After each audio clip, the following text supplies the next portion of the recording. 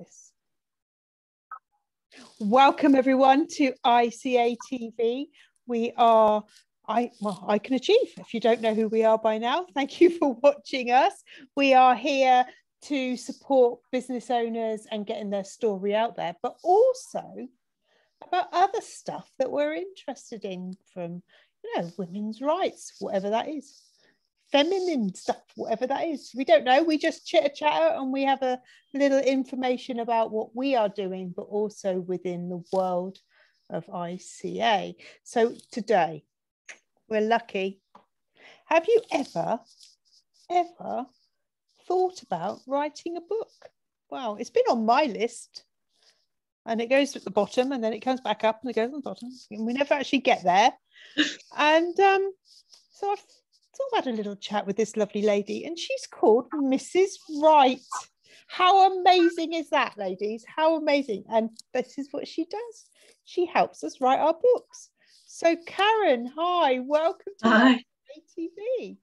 Thank you for having me. Oh, you're so welcome. So how come you got to a stage where you go, you know what, I can help other amazing people get their best book out of themselves? Well, it was a combination of things. I'm a writer myself. I've written both fiction and non-fiction books and short stories and plays. I've written plays that have been performed all over the world, which is amazing. And also, I like to help other authors. Alongside that, I also work as an editor. So I genuinely help other authors to polish their text once they've written it. Okay. And also alongside that, on the other side, I'm a qualified life coach. And I just thought, well, I'll just bring all of this together and use my skills, my experience, my expertise to help other people, because I've heard so many people say, I'd love to write a book. I've been thinking about writing a book for the last year, 5 years, 10 years, 30 years, I heard from one person. And I'm like, so let's get it done. Just do this thing. Because the world needs to hear from people who've got something to say. And it doesn't matter if somebody else has already said it. They said it their way. You're going to say it your way. Your way is unique. Mm-hmm. Let's hear that unique voice, that unique message. So absolutely. And I can imagine, it could be a little scary, a blank page, a blank screen, a pencil, whatever. Do you go, whoa, where do you start? Blank page syndrome. Yeah. It's really well known. It's got its own name. So, there are techniques for getting over blank page syndrome. My personal favourite, which might work for some other people, is I literally sit in front of my computer with a blank screen in front of me and I type. I don't know what I'm going to type. So I'm just going to carry on typing until some sort of idea pops into my head. And I'm literally just telling the blank screen what I'm thinking. And it exorcises that demon, but also it fills up the blank screen. It's not blank anymore, so now it's not scary. And the great thing is, when you get into the flow of writing something, a bit more sensible, you just highlight all of that, press delete, it's gone. So that's it. It's interesting. First tip of the day: how to get over your blank page syndrome. Put that on the list. I'll write it down. How to keep typing. Just keep typing. Whatever's in your head. Type anything. Wow. But stick with it. Stick with it for 10 minutes or half an hour until the flow starts. This is all about physiology as well, isn't it? So our brain is linked to obviously our movement. So if we're actually doing the movement of the thing, eventually our brain goes, oh, okay, we'll do that then. And you go, okay, we'll do that. Yeah. And so a lot of writers set aside a specific time each day. So it might be first thing in the morning, or it might be at night, or it might be in their lunch break if they're in a job where they get a lunch break, which a lot of people don't, of course, or not a regular one. But so a lot of people will have their right in time, and then it's like a habit, and their brain just kicks into it, and it's like, oh yeah, that's what I'm doing now. That's So interesting that helps. as well, isn't it? Yeah. You know, lots of tips. Thank you. It's really cool, because there must be somebody out there going, yeah, I fancy writing a book, going, yeah, I got absolutely no idea how to start. Yeah, a lot of people really just don't, like, the ideas are burning in their heads, but they just don't start because they feel they're not good enough, or their message isn't important enough or unique enough, or I don't know. But people have a lot of negative kind of barriers that they put up between themselves and the things they want to do. And it's not just writing a book, is it? I mean, No, we all know this. We all have things that we sit around. But for me, at the moment, it's gardening. I really want to sort my garden out. It's too wet. It's too cold, so I'm not doing it. You can see us on our lots of ICAT lives and things. Is usually me in the polytunnel with the rain coming down. Yeah. Well, I don't have a polytunnel, so when it's raining, I stay indoors. To get a gazebo, just so you can pot outside. Yeah. So we have, but what I'm saying is, we have these goals, and then we allow ourselves to have barriers between ourselves and the goal.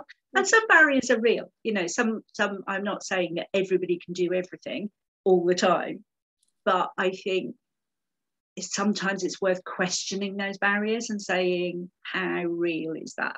Is that a real barrier? Or if I'm being honest, if I'm being deep down honest with myself when nobody else is looking, is that actually a real barrier? Am I just making excuses? It's like always a bit damp and that out there. It's not that I can't do it, it's just I don't want to get wet. You know, it is an interesting, and that's that life coaching question, isn't it? You know, are you getting in your own way? Yeah. You know, if you're actually asking yourself, maybe ask yourself that. One of the things you don't have to tell anyone. You know, you say, am I actually, you know, not doing it because, and you go, yeah. Once you're truthful, it doesn't matter though, does it? No. Yeah. No. And the interesting thing is, once you're truthful with yourself, it's actually a lot easier just to be open about it with other people as well. It's like, why do you not go for a walk in the afternoon? It's because I can't be asked. I can't be asked.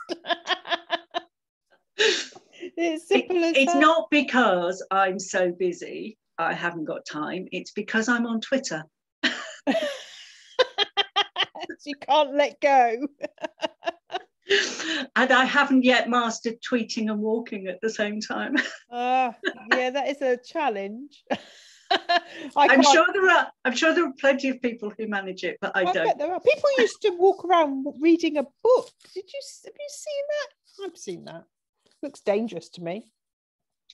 I'll get run over. Definitely. But yeah, I think if we're honest with ourselves, and then we can be honest with the world, you know, and it's just because you can't be asked. It's fine if you can't be asked. Yeah. You know, you just got to say, well, actually, it's raining, or I'm stuck on the PC because I want to be, or I'm watching a film, or I'm writing, or it's just go, oh, it's 3 o'clock. I can't be asked. It's okay. It's absolutely okay to be that way, as long as and I think that's really important, because I think we put so many expectations on ourselves, but based on what we think other people's expectations are. Oh, for sure. And we don't actually check out with them. We never actually walk up to that random stranger in the street and say, excuse me, are you judging me for not going for a walk? Because obviously they would go like, what? Why are you talking to me? Who are you? Yeah. It would be a fun experiment.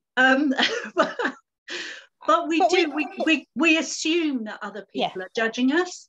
And I think we must have had that before, though, Karen. We must have had that from somewhere in our life. Ladies, we're going down the life coaching thing, so bear with us a minute. We're rambling. We're rambling on about, you know, but we must have heard that, you know, you're lazy, you can't do that, you know. You should be better. You should do this. You should achieve that, or you conversely shouldn't do this, that, or whatever. Could, would. Yeah. Should, could, would. Sorry, my sister won't ever watch this. It's okay. But my sister, you know, she's the person who gets up at, you know, might be exaggerating a little bit, ladies, about 4 o'clock to do the washing, you know, and make sure the house is clean, and does her shopping by 6:30 a.m. You know, that sort of person. And then when you don't answer the phone at 7:30 because you're still in bed, and she's had half the night to do her stuff, and you, well, what do you mean you're not up? I've done the ironing, washing, shopping, clean the grate, you know, everything that you do before you actually open your eyes. And you just feel that little bit of, well, am I lazy? Or do normal people get up at 7ish rather than 4ish? You know, maybe you could run a poll on your group, Teresa. Ooh, we'll look out for that. We'll winkle out people's secrets. What time do you get up? You know, I get up when the thing that's on the floor here, and that's called Dance of the Dog, woofs. Anywhere between 6:15 and 7:30. And then I get a cup of tea and go back to bed. Nice. 6:15, too early for me to be sociable. Lots of things come out my mouth at 6:15, but it's not something I can repeat to anybody who can. Right. So you're not recording episodes of the show at that time in the morning. I shouldn't do that. No, probably not. And I definitely haven't brushed my hair or my teeth. It's not happening. Well, we had a little chat earlier about, you know, how things have changed. You know, we keep touching on this topic with ICATV about how things have changed for women, and how I think we've got a right to ourselves to take advantage of whatever it is that somebody fought for. You know, I know we touch on the vote. Everybody should vote if they, you know. I would not vote. I feel like I owe it to people who literally died so that I can vote. I owe it to them to go and vote. Even if we don't quite understand. I sometimes get frustrated that I don't have a better choice of people to vote for. Definitely. But I will still go and vote. Yeah. Regardless, because I do feel like it's a kind of, I guess, like a civic duty, but that sounds a bit pompous and self-righteous. I think it's a bit of a privilege. Yeah. I don't want to lose it. I don't want my children or my grandchildren to lose the right to vote because we're all too apathetic to go and do it. That's going back to can't be asked again, isn't it? You know, and things are going to be more online anyway, so we've got no bloody excuse. Something will happen. But the things that we can do as women, you know, we're running our own businesses. Obviously, people are watching us. You know, you're running your own business. That's bloody amazing. Whether you're getting it right or getting it wrong or not muddling sure which. Yeah, muddling through. Basically, that's me. I think. Yeah, I think. To be honest, if making whatever it as I go along. whatever we do in business, sometimes it is a bit of a learning curve, isn't it? Yeah, because we're not sure. It was, there's a quote, and I can't remember. I think it might have been Richard Branson who said, "Say yes and then figure out how." Correct. Just say yes, because people are worried about money, and I know that's a concern. You know, people are worried about time. You know, am I able to fit something in? You know, but whatever it is, you know, or ability, am I able to do that? But I think, honestly, ladies, whatever you're watching, if somebody gives you an opportunity to join something or to come on a program or to join a group of women or, you know, whoever it is out there, just say yes. And I'm not saying, somebody offers you some work and it's not within the sphere of what you normally do, just say just do it, because you will either learn how to do it or you will find somebody to delegate it to, or, you know, whatever. But it's an opportunity, so do it. And you don't know what's around the corner, do you? No. And I bet we're both on the same thing. We've said yes to a few things. We've gone, okay, that's a sleepless night. Then how's that gonna happen? You know, and even myself, I used to run a business called Mums and Business. So I used to work with mums running their own businesses, and it says what it does on the tin. And I had the opportunity, I made the opportunity to get out of the relationship, my business relationship. And that was the scariest thing I ever did, you know, because it was just taking off, but it wasn't right for me. And, you know, and I had the opportunity to walk away, and I went, yes.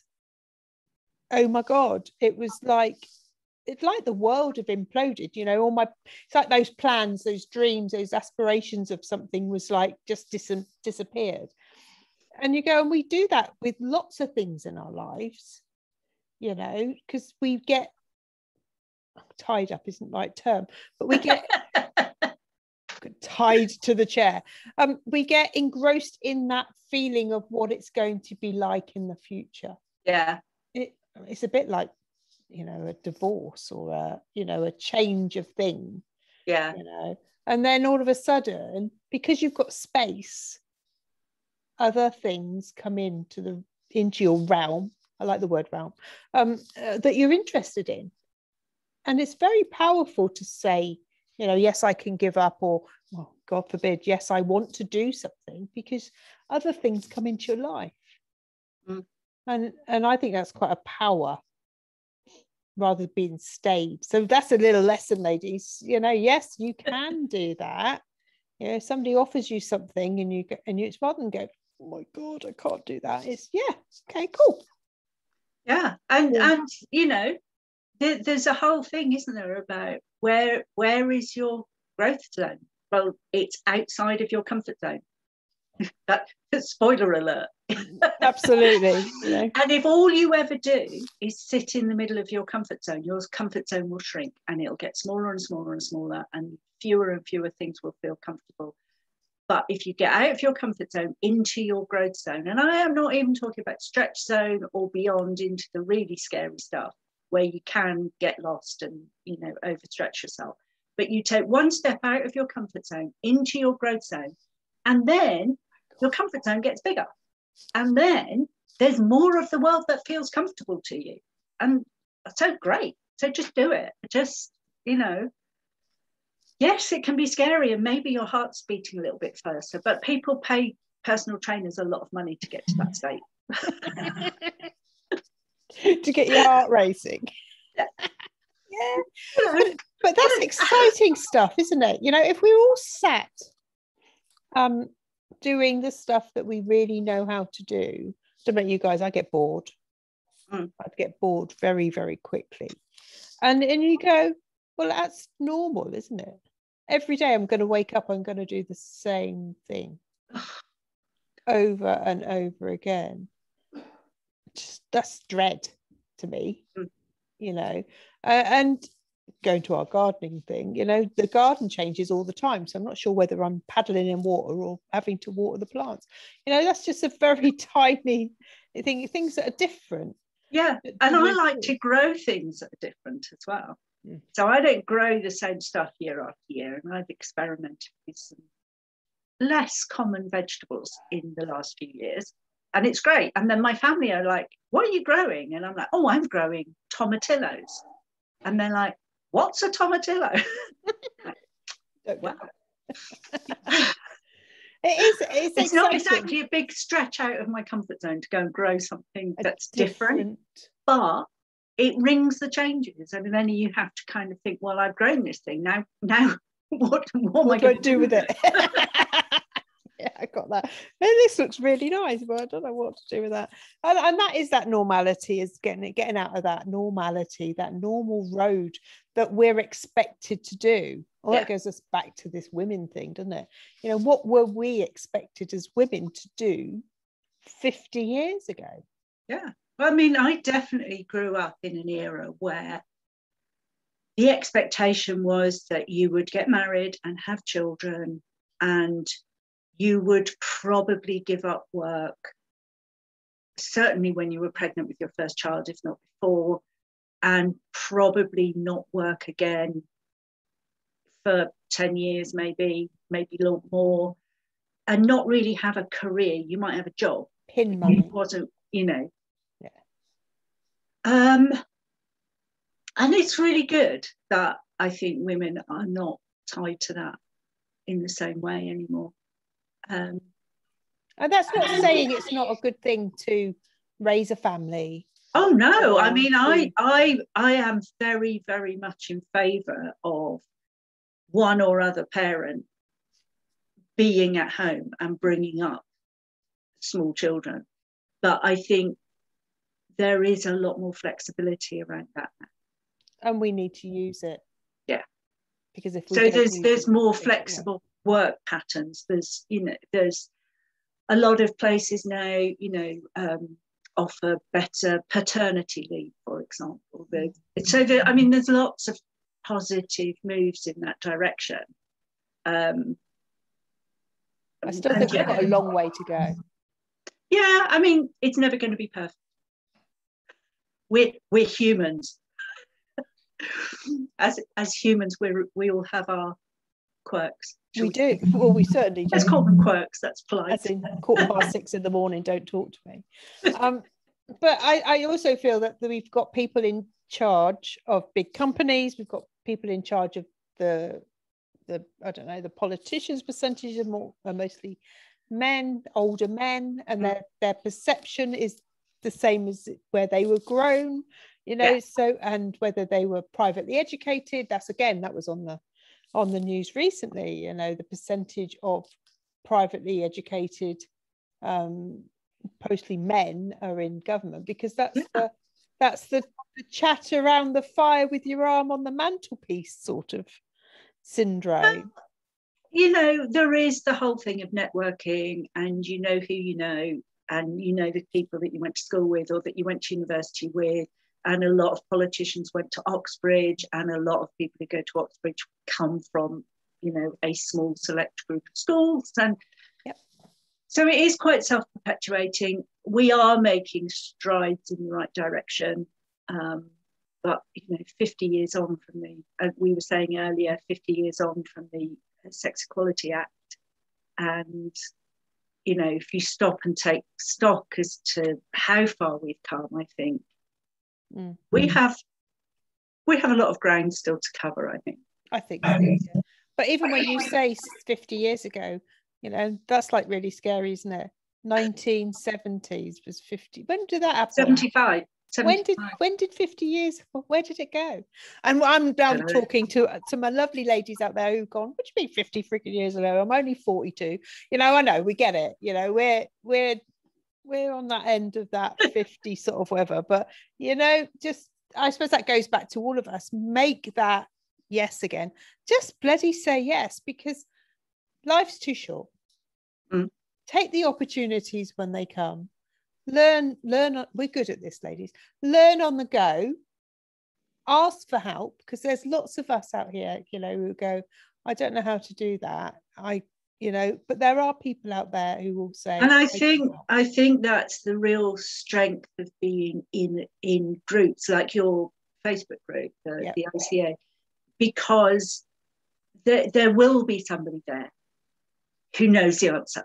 Correct. You know? And I mean, I couldn't go and ask there's a lot of businessy type things. I mean, I couldn't go and ask my neighbour because they're not likely to know. I could ask, you know, other people that I know who are in business. But, you know, then also I have the group. I can go, I can say, I've just been offered an opportunity to do this, but I don't know where to start. Anybody got some pointers or whatever?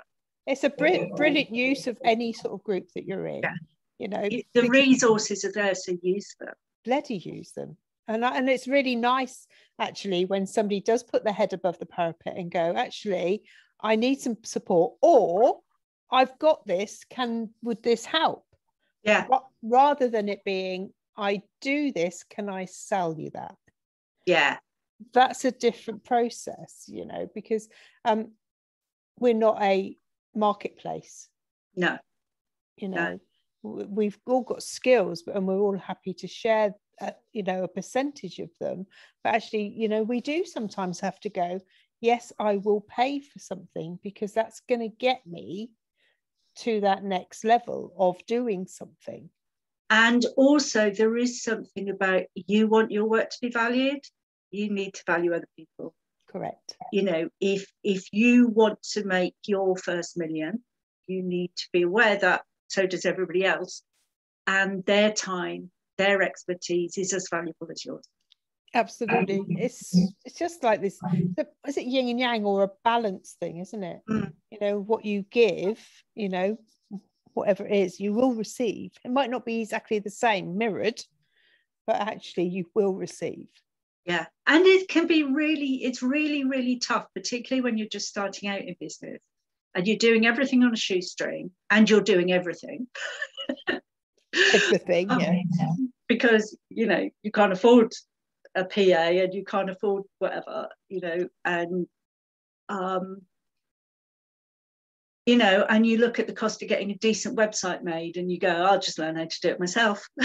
Or, you know, whatever it is. And your social media marketing isn't as good as it could be because you're doing it all yourself, but you're also doing everything else, you know. Yeah. And it is tough, but there does come a time when you have to say, I need help, and where you have to say, that help is valuable to me and I will pay for it. Yeah. And it may be that you do an expertise swap. You know, so it may be that somebody does your social media marketing and you do their accounts, or, you know, whatever it is. I'm a great fan of barter, personally. I think barter's brilliant. But it is about saying, I don't want this for free. I want this from somebody who knows what they're doing and is worth paying. But they're committed as well. Yeah.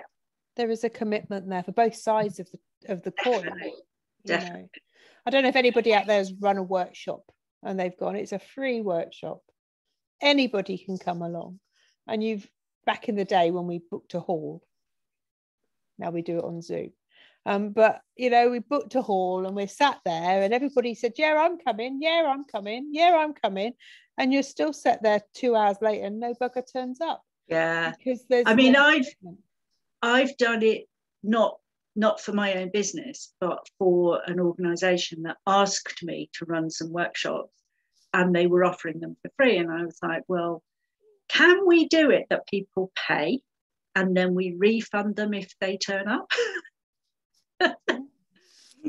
And that's actually, if you want to, I mean, I'm all for getting things for free. I love free workshops. Who doesn't?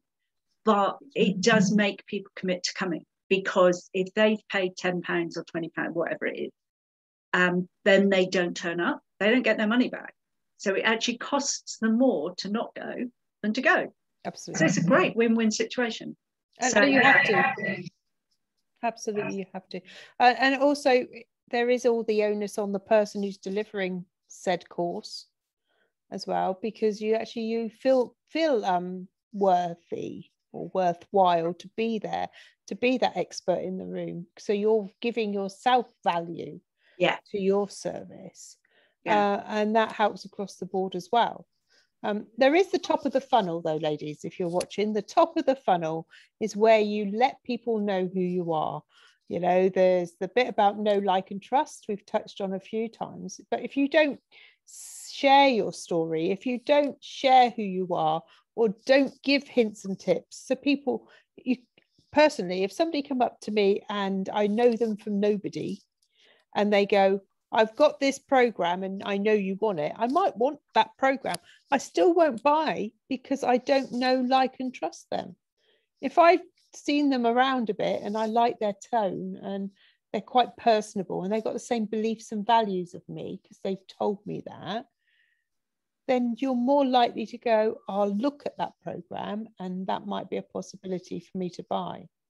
Because know, like and trust is huge, certainly now in our society, because, you know, I'm not there in me TikToking and me you know, things like that. So you won't find me in my jammies doing a dance, but you know, it's actually out there on that social media platform to share. And if you don't know how to do it, ask, put your hands up and go, I've got no bloody idea. As in, I have no bloody idea on TikTok. and that's fine by me at the moment. Yeah. I keep hearing about BookTok, which is a specialized corner of TikTok which deals with books, and obviously being in the book business, and I keep thinking, do I really need to sign up to another social media platform and investigate that? But I'm actually quite happy with, I like Facebook. I mean, use Facebook very much for me. It's sociable, although I do belong to a few business groups, but I don't really promote my business on Facebook. We need to talk. I know. I'm on LinkedIn and Twitter, because Twitter is alive with the whole literary scene. There's a massive literary thing that goes on Twitter, so I'm over there a lot more. But yeah, so I think and honestly, the little bits of TikTok that I've seen don't really appeal, if I'm honest. But I think it is about, what do you want to use social media for? The word social is in there. It's a clue. It should be sociable. You need to interact with people, but also you need to know which platform to use and why you're using it, because it can swallow up a whole day. Oh yeah, I know, been there, done it. Oh yeah. You can literally spend a whole day just browsing other people's posts and liking them or commenting on them or whatever. And you're not. So if you want to use it for business, you need a more business-like approach to it, I think. Absolutely. And that's a great marketing end, because that's a little hint and tip there, isn't it? To actually, if you go decide what you're going to be doing. So your time. Where if you want to use it for marketing, if you want to use social media marketing, where do your audience hang out? Because if they're not hanging out on Facebook, there's no point in using Facebook. Absolutely. If they're all over on LinkedIn, then go and cultivate them on LinkedIn. And know how to use it. Absolutely. And, keep Facebook for your friends and family and posting cat videos. Or whatever floats your boat, as it were. Yeah. Absolutely. Ladies out there on ICA TV land, if you need us, I think we've had a really good chat about, putting your hand up, putting your head above that parapet and going, I'm doing this in my business. I've got no bloody idea. I've got no customers coming in. I don't want to pay for adverts, but I want organic reach. That's exactly what we do on ICA TV. We run support. We have a lot of free stuff, in our group. Have a look round. There's this ability to get on ICA TV. There's Cozy Chat Corners, which regularly go out. We've got the YouTube channel. We've got lots of stuff going on. But if you want some more direct support, then blimmin' ask, because we don't know until you ask what you want. And I feel like somebody's mother. Well, I am somebody's mother, but you know what I mean.